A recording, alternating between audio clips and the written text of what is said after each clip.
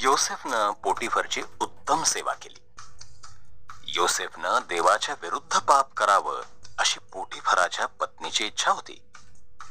योसेफनं नकार दिला म्हणून तिनं त्याच्याविषयी खोटं सांगितलं. पोटिफरनं तिच्यावर विश्वास ठेवला आणि योसेफला तुरुंगामध्ये टाकण्यात आलं.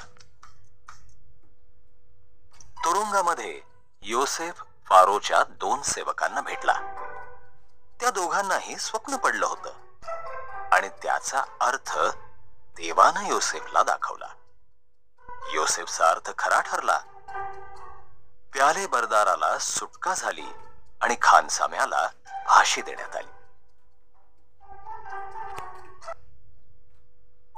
2 वर्षानंतर फारोला 2 भयंकर स्वप्न पडली. योसेफनं त्याच्यासाठी काय केलं ते प्याले बरदाराला आठवलं आणि त्यानं फारोला ते सांगितलं. म्हणून फारोनं योसेफला आपल्याकडे बोलावलं आणि त्याला आपली स्वप्न सांगितली. फारोला पडलेल्या स्वप्नांचा अर्थ देवानं योसेफला दाखवला. 7 वर्षांपर्यंत भरपूर पीक उगवेल असं योसेफ म्हणाला.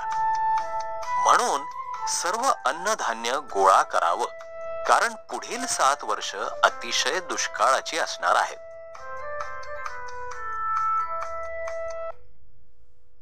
योसेफचे भाऊ इजिप्तमध्ये अन्नधान्य विकत घेण्यासाठी गेले.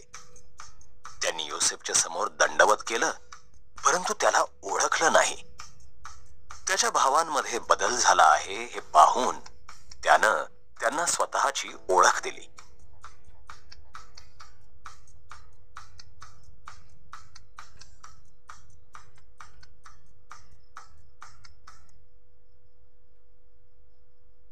योसेफच्या ज्ञानामुळे फारो अतिशय प्रभावित झाला. म्हणून सर्व अन्नधान्य गोळा करण्याची जबाबदारी योसेफला त्यानं दिली. फारो वगळता योसेफ इतका सामर्थ्यशाली संपूर्ण इजिप्त देशामध्ये कोणीही नव्हता.